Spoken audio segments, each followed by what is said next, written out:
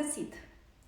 Tema pe care o prezint de această dată a fost, este și va fi dezbătută de multe ori și de fiecare dată ridică multe semne de întrebare. Este vorba de Kindergeld, de alocația pentru copii în Germania. O să vă explic în acest video ce înseamnă Kindergeld, cine are dreptul să primească Kindergeld, ce acte sunt necesare pentru depunerea dosarului pentru Kindergeld și unde se depune dosarul. Let's start it! Cine are dreptul să primească Kindergeld, alocația de stat pentru copii? Cetățenii români care au reședința stabilită, Anmeldung, pe teritoriul Germaniei, desfășurând o activitate salarizată, fiind angajați cu contract de muncă, cu Arbeitsvertrag, indiferent de forma acestuia, dacă este contract pe perioadă determinată sau nedeterminată, inclusiv lucrătorii sezonieri și lucrătorii detașați sau cei care prestează o activitate independentă, Gewerbe, plătind taxe și impozite statului german. Este suficient ca un singur părinte să îndeplinească condițiile mai sus enumerate pentru ca fiul, fiica sau fiii acestuia să primească alocația de stat pentru copii, Kindergeld.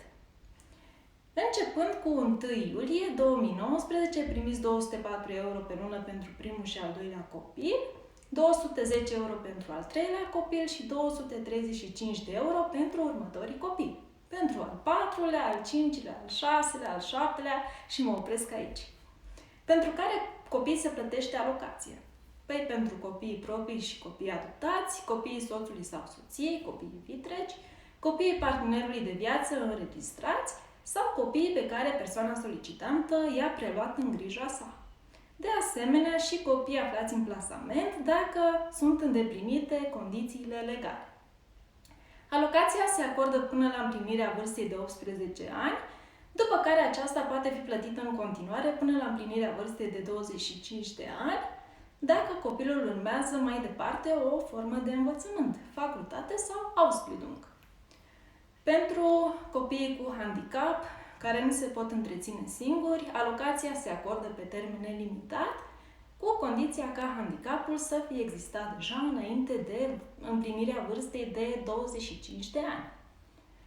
Condiția de bază pentru dreptul la alocație pentru copii este ca persoana drept și copilul care locuiește în Germania să aibă numerele de identificare fiscală, Identifikationsnummer. Acesta se primește de la Oficiul Federal Central pentru Taxe și Impozite, de la Finanzamt. Pentru copiii născuți în Germania, numărul de identificare fiscală va fi trimis imediat după nașterea acestuia la adresa la care este înregistrat. Alocația pentru copii în Germania se plătește din prima lună de viață sau din acea lună când a fost înregistrat copilul la reședința sa în Germania. Procedura de solicitare a alocației și documentele necesare. Autoritatea competentă pentru alocațiile pentru copii este Direcția de Asistență Socială și Protecția Copilului, Familie în Case, din cadrul Agenției Federale de Ocupare a Forței de Muncă, Bundesagentur für Arbeit. Există alocația germană pentru copiii născuți în România, însă s-au mutat ulterior cu părinții în Germania, sau pentru copiii născuți în Germania. Mai există alocația europeană pentru copiii care au rămas în grija unui părinte sau în grija bunicilor în România. Prima variantă. Alocația pentru copiii născuți în România sau în Germania. Dacă copilul se află cu părinții în Germania, dosarul trebuie să conțină următoarele documente.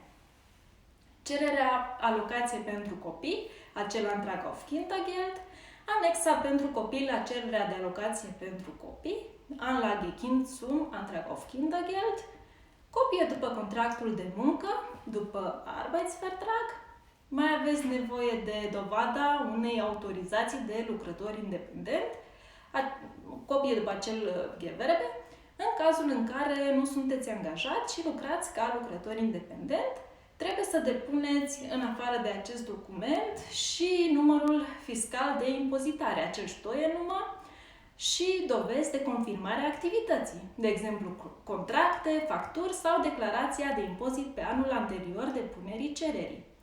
Contabilul, Steuerberater, vă poate da o asemenea confirmare de desfășurare a activității. Adeverința privind sistarea alocației în România se obține de la Agenția Județeană pentru Prestații Sociale sub forma unei adeverințe care trebuie să conțină și valoarea alocației primite în România în perioada pe care se solicită alocația, dacă se solicită din urmă. Este vorba de formularul european E411. Oprirea alocației în România este obligatorie în acest caz. Mai aveți nevoie de copie după certificatul de naștere al copilului, copie după actul de identitate dacă există, dacă copilul are deja buletin sau pașaport, copie după actele de identitate ale părinților, tot așa buletine sau pașapoarte, sau copie după certificatul de căsătorie, Heiratsurkunde. De asemenea, copie după Anmeldung. Mai aveți nevoie de contractul de închiriere, copie după Mietvertrag, numărul de identificare fiscală, identificaționsnumăr în copie, pentru titularul cererii și pentru copil. Dovezi privind forma de învățământ urmată, doar pentru copiii peste 18 ani, care continuă să studieze în Germania. Dosarul se depune la Familiencase Bayern Süd, adică în Regensburg. Aprobarea poate dura între o lună și 3 luni sau poate chiar mai mult. Alocație europeană. Copilul se află în România cu unul dintre părinți, iar celălalt părinte este în Germania. În afară de documentele mai sus menționate, dosarul trebuie să mai conțină anexa pentru străinătate pentru solicitarea alocației germane pentru copii, Anlage Ausland zum Antrag auf Deutsches Kindergeld. Anexa se completează pentru fiecare copil în parte. De asemenea, adeverința de la angajator sau contractul de muncă, totul în copie, însă Bescheinigung des Arbeitgebers, acea adeverință trebuie completată și semnată de angajator și depusă în original. Sau dovada unei autorizații de lucrător independent, copie după Gewerbe Anmeldung. De asemenea, adeverința privind sistarea alocației în România se obține de la Agenția Județeană pentru Prestații Sociale sub forma unei adeverințe care trebuie să conțină și valoarea alocației primite în România în perioada pe care se solicită alocația, dacă se solicită din urmă. De asemenea, aici vorbim tot așa de formularul european E411. Oprirea alocației nu este obligatorie în acest caz. Puteți primi și din România și din Germania. Numărul de identificare fiscală, identificaționsnumăr în copie, pentru solicitantul cererii.